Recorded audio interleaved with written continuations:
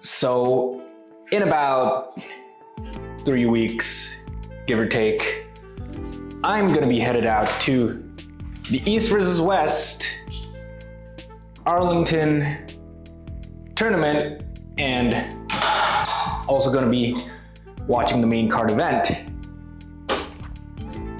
And over the past months, I've been getting a lot of people messaging me, asking me about how I train, how I prepare.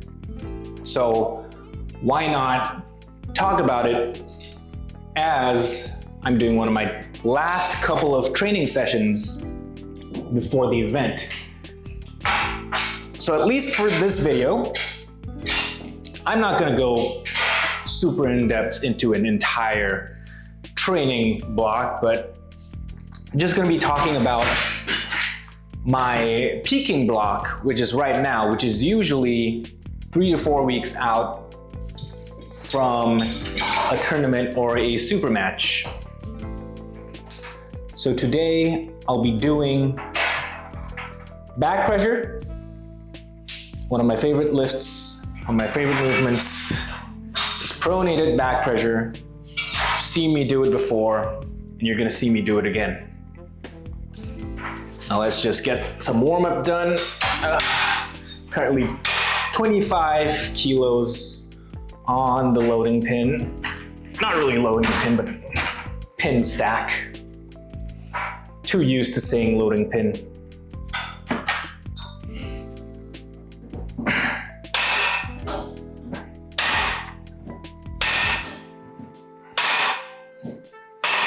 So, let's talk about how I organize or how I write my peaking blocks. So when I'm peaking, the first thing that you have to understand about peaking is that you're not really gaining any more strength during these last 3 weeks, 3 to 4 weeks of training.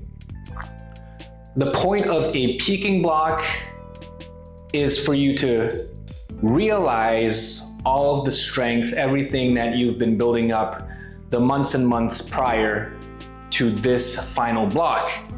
So a lot of peaking is just doing really high intensity for pretty low volume so that A, your body is used to exerting those high levels of forces, but B, it's also enough for you to recover in time so that you're as strong as you can be and as fresh as you can be on competition day.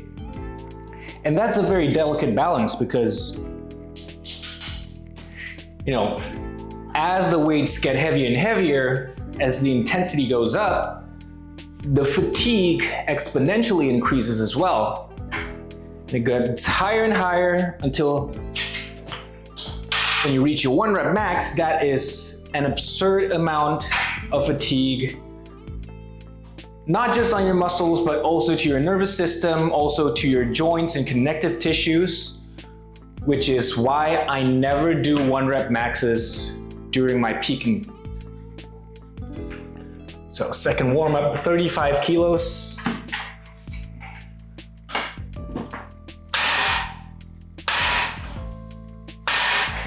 So I know doing those heavy lifts, 1 rep max attempts are really, really cool, and they get a lot of views, and they're great for entertainment, but they are extremely counterproductive for actually getting you ready for competition.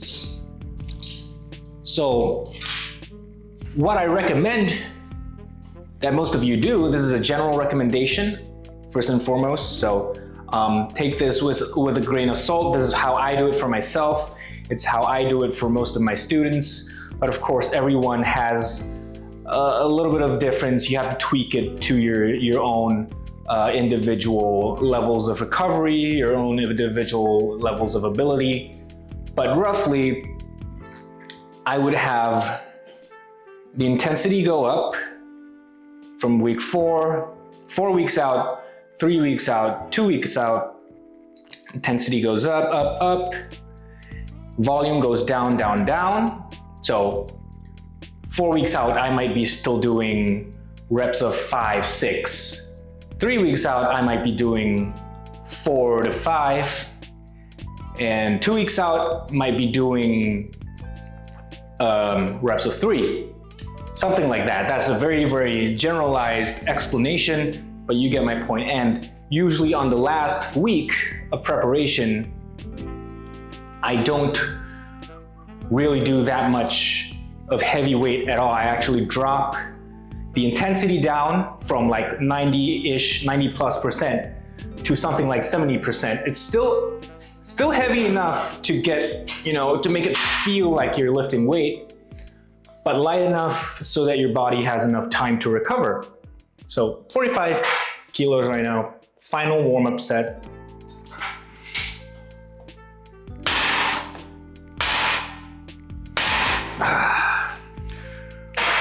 All right, and as you can see, my warm-up sets, I don't really try to do them with a lot of repetitions. I want myself to be as fresh as possible when I'm going into my working sets. The warm-ups, I just see them as a way to, prevent injury, make sure your body is primed for that high level of exertion. And yeah, just gonna get into my working set this week. It's gonna be 55 kg. Gonna bring the camera down, see if you guys can see that. 55 kilos, it's blocked by that, but yeah. That's pretty much it for my my peaking training. It's very simple. I don't like to do very complicated training. Number one is just because I don't have the mental bandwidth for that. And number two, I just think it's easier when you keep it simple to keep yourself consistent. I think out of anything else, consistency is probably one of the most important aspects of strength training, other than actually getting proper sleep, getting your nutrition down. When it comes to the actual training itself, there is no one magic pill secret training. And to be honest, you can do out of hundreds of different training programs, styles, whatever, and most of them will work perfectly as long as you find the right one for you. As long as you can stick consistently and you're recovering enough, you can do almost anything and you'll gain strength and muscle. So it's 55 today with a cheated pronated back pressure. And when I say cheated, it's because I'm gonna be cupping my wrist in instead of keeping it straight. So cupping the wrist in makes it a little bit easier, but it also sort of simulates the position that I want to be in a little bit better. And I think getting accurate simulation is very, very important for these last few weeks of arm wrestling training, just to get your body used to the feeling at the table.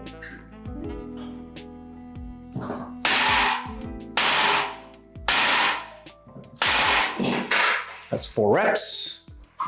So depending on how I feel, I usually do 3 sets, 2 to 3 sets of these. Like I said, volume is not high at all. Intensity is pretty high. So 55 kilos on that lift, I would say it's in the 90 something percent. I don't have the exact number right now, but it's on my computer. I recommend that you guys track everything if you really want to take things like this seriously. But yeah, today is supposed to be 55 and that's all I know for now. It's gonna be a real test for me. I've never competed in the US before, so this is gonna be a very, very big reality check for me to see if I am, I'm in the conversation at the 187 level in the US at least. I expect it's gonna be a pretty big tournament. I don't know who's going, but I would think that, you know, the guys over there are pretty strong. I'm just preparing to be the strongest version of myself. I feel pretty strong, even though I'm technically on a caloric deficit right now just to get my weight down closer to 85. I'm currently walking at around 87, so it's not a super big cut, but I was close to 90 kilos towards the start of this year. In fact, I was 90 kilos in January, and it's been a very, very slow cut for me back down to 85. But yeah, hoping to be able to show myself to the American scene that I am a legit arm wrestler. Hopefully do well. You know, we all want to win. We all want to be champion, but I know the level over there in the US is pretty high. So I don't want to delude myself into thinking that it's going to be an easy first place for me.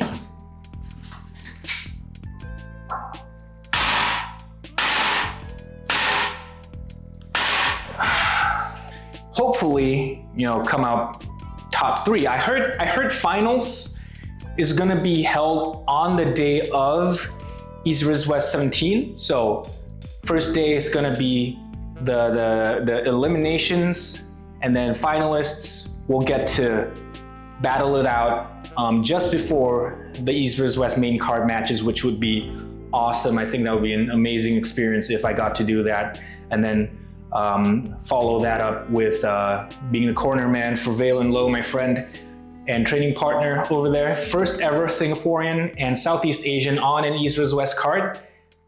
So very excited and really hoping to be able to do well at this event. I think Valen is going to give you guys a really good show. I think a lot of people are going to be surprised at the level of Singaporean arm wrestling. Just you wait.